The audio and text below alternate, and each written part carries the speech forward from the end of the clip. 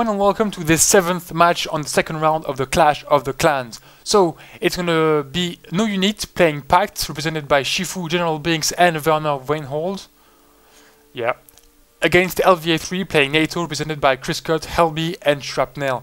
So once more we've got a three-way deployment going on here from both teams. So on the NATO side we've got helicopter attack with a command helicopter going directly for Oscar. Unfortunately for the NATO players, the no units have anticipated this move.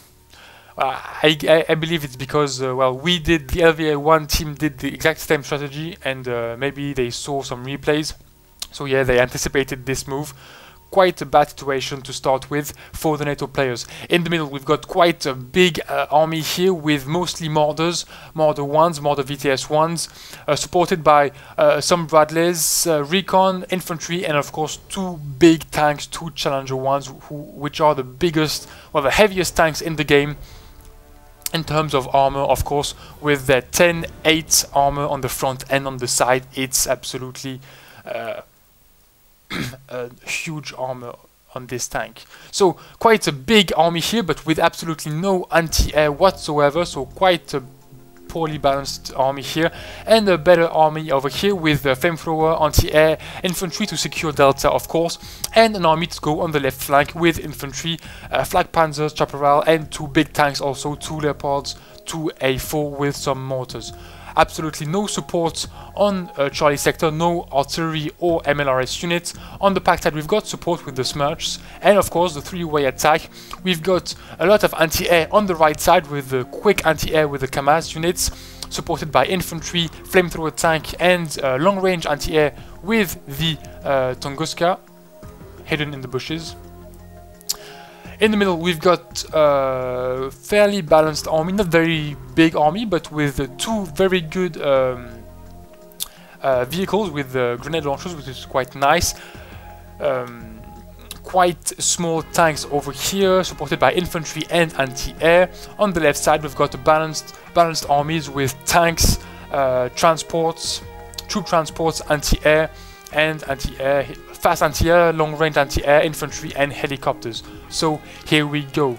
We've got, following the helicopter attack on the right side, the commander is going directly for Oscar, but nice move here, he is behind the attack helicopters, so well defended. The first encounter is between the Me-224s and the Gazelle Cannon. The NATO players will try to secure Oscar with their attack helicopters before the commander arrives. On Echo we've got this big encounter starting. We've got the infantry units coming in. A big fight between the Shot of Hamas and the VPZU. Hopefully for the NATO players, the Mordor ones are coming in and will fire and slaughter the infantries over here. The helicopter recon has been killed by the enemy anti-air, the Tunguska, while the Mordor VTS ones here are just attacking into the PACT line. On the left side we've got NATO and PACT players taking control of their mutual sectors, but no real encounter for now. On the right side, the command helicopter who is pulling back, threatened by the Me-24D. Hopefully the helicopters just destroyed the menace. And over here the NATO players have seen the Tunguska, but Tunguska killed the recon, and well, so it's going to be a big, difficult situation over here. The Kamaz are here. It's going to be difficult for the Gazelles to secure this sector, and the Tunguska is coming in, and it's going to be a very, very big problem for the command helicopter. In the middle, we've got a big, big push from the NATO players. Sorry, a big, brainless push, if I might say. The Mordor ones are just pushing in, and the Mordor VTS ones here, and with the kind of a smaller army, while the Mordors are just getting killed. They got smushed in the process, so of course they are all panicked, and then the small PACT army is killing them with the tanks and the grenade launcher vehicles. The Challenger ones are doing what they can to support them, but all the Mordors are dead, and the Challenger ones will do what they can to finish the PACT army. Unfortunately, as I said earlier, there is no anti-air in this NATO composition, and helicopters are coming in to kill the NATO tanks. The Challenger takes one hit in front, loses 5, well, is down to 5 HPs. A second ATGM is coming in, and the Challenger 1 is down. That's a very, very big loss for the NATO players. Their whole middle, their whole front is totally destroyed. The commander over here has managed to land into Oscar. The Kamas have been killed by the helicopters. Reinforcements are called in to support the army in the Oscar sector. Over here the commander, he takes the enemy units, he lifts off, which is a bad idea because Tunguska kills him. Yeah, it was a bad situation, but whatever his decision, he would have died. I mean, if he had, well, lifting off is of course death by Tunguska, and staying on the ground is of course, as you can see, death by Smirch. So in either way they had lost their commander into Oscar, and well, so Oscar is lost. They still have sent in some units, but it's going to be a very bad situation here. They have no more reinforcement area, while the Pact can call in units via the Papa sector. In Echo, while the commander is moving, he is being shelled by the enemy, and the NATO defense is quite scarce right now. They have still some, well, they have called in some anti-air, a bit late, but it's still there, and all the Marders are killed. And only one Challenger is able right now to stop the Pact offensive. Unfortunately, they are quite numerous. Even if they are small tanks, the Challenger 1 will have a hard time stopping them, especially with no visibility. They have no recon over here, and the Challenger 1 is down below the hill. Going on the left side, well, the Bravo sector is still controlled by the NATO players. Same for Hotel and the Pact. Foxtrot is still neutral, and the NATO units are taking position in the forest with the 2 Leopards, 2 A4s. Very good tanks coming in to secure the area. Some little encounters over here with no big impact. 4 TPZ Fuchs against SPW-60PB, probably Jaegers versus Motostrike, or I don't really know. Mutrutzen, yeah, that's better.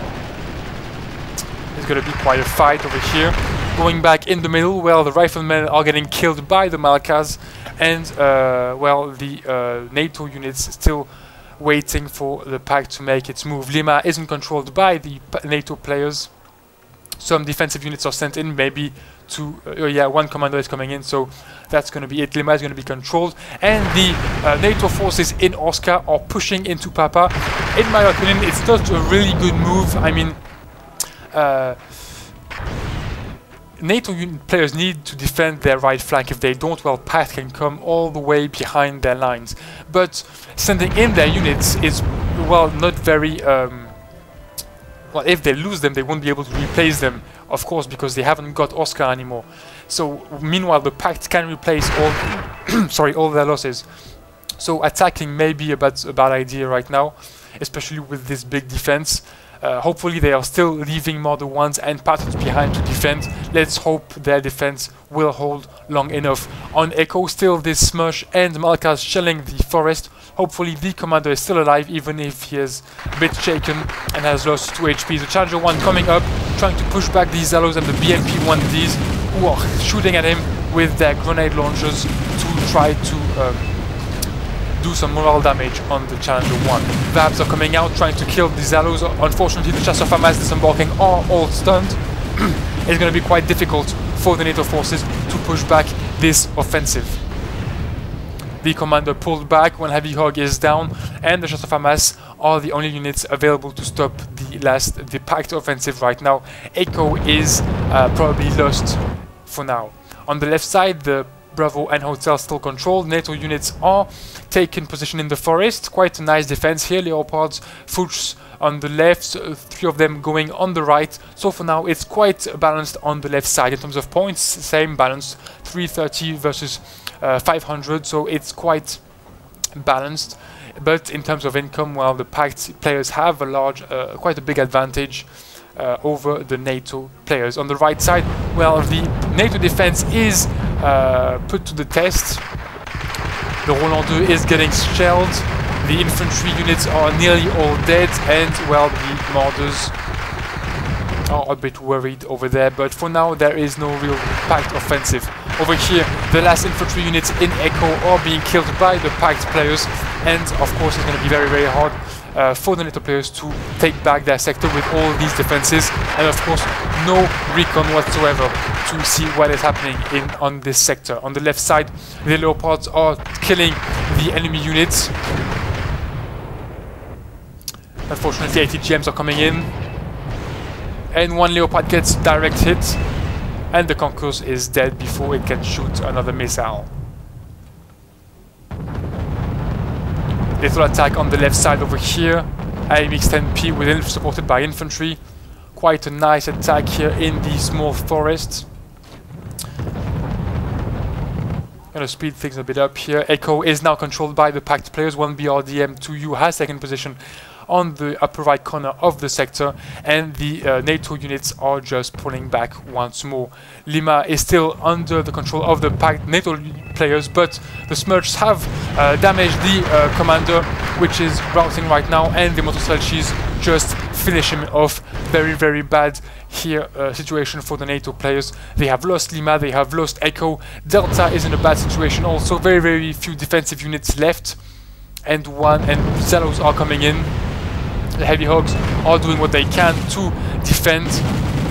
Hopefully Zelos aren't really armored, so the Flag Panzers and the Flamethrower can defend for now the sector. Over here, a push by the NATO players. The Leopards 2A4s have been destroyed. Probably over here. Yeah, we've got one of them over here. Infantry units killed them. Pretty bad move for the NATO players. So at this point we are starting to reach a pretty bad, crucial moment in the game. PACT players are starting to gain a big advantage in terms of points and in terms of income. Lima is going to get controlled by the NATO players, but even with the Lima sector, it's going to be pretty hard to come back in this game. NATO players will have to start to wonder what to do to come back. They have 400, nearly 500 points. They may want to try a big offensive somewhere on the map, but where, that is the big question. The middle is always the nice place to do it. You can attack while covered by the hills, but you don't really know what's up there, but it's pretty much defended. But of course it's the area where you'll be able to have the most the biggest sectors with the biggest income. So right side of the map, a few NATO units are left trying to defend their flank, but it's going to be pretty hard to survive. On Lima, well, very, very few NATO units are defending, but there's a very small menace, so it's not really a problem right now. On the left side, Delta is still under fire by the PACT artillery. The commander is shaken, stunned, and losing HPs quite quickly. And on the left side, well, once more the NATO units are trying to do what they can to survive against the PACT push. So, just commenting something that's quite rare in Wargame, quite funny situation, or funny, depends for whom, but we've got one bug that has been recruited to take out the NATO Air Force, which is of course right now only one Gazelle AH-1, one recon chopper. The bug starts firing at the Gazelle. The missile is shot, misses the Gazelle, and just shoots the VAP PC just into Bravo. That's a very, very unlucky shot for the NATO players. It's totally, well, it's like 0.0001% chance to happen. They didn't even see the commander in Bravo. There is no recon whatsoever in like 2 kilometers around Bravo. So it's a really, really bad luck here for NATO players. But it's life. It happens. The only thing is that I don't think it would have changed a lot if Bravo had been kept by the NATO players. Foxtrot is pretty much lost. No units are here to defend. And in terms of points, well, they are already 1,300 points behind the PACT players. And in terms of income, well, even with Bravo, they are far behind. So, well, it's unlucky. In a balanced game, it would have been really, really raging for the NATO players, but in this game, well, it's just another loss in a game that is already in very, very bad shape for the LVA3 team. The the commander here detected by the PACT players, and the Smurfs of course shooting, and the commander is killed. One more sector lost by the NATO players, only 2 sectors remain under their control. Charlie of course and Delta, that's 5 points every 4 seconds for probably 15 to 20 points for the PACT team, and the commander pulling back from Delta after being shelled once more. So it's a very, very bad situation. Only 2,000 points to go for the PACT players, and well, they are 1,000 and maybe 800 points behind, 2,000 points behind. Well, the NATO players are 2,000 points behind, so it's, well, at this stage it's nearly impossible to catch up in this game, unless they spend all their points and do one big push, but it doesn't seem to be the case. And even if they do, the PACT players will just be able to recruit new units and defend. We just saw the 70% bar reached by the PACT players. Left flank is totally lost by NATO players, same for the right flank, and the middle is barely holding. Well, it's just holding because the PACT players aren't attacking. There is nearly nothing defending, a couple of marders, 1 flamethrower, very few infantry units, but all in all a very, very small defense. And well, it's pretty much wrapped up at this point. Only 400 points left, 90% have been achieved, and GG by Shifu. So that's it. Very, very nice game from both teams. Small mistakes, I have to say, by LVA3, especially on this side at the first push. But all in all, quite a nice match. We've got, of course, a big advantage in terms of kills by the PACT players. 5,900 points versus 3,600.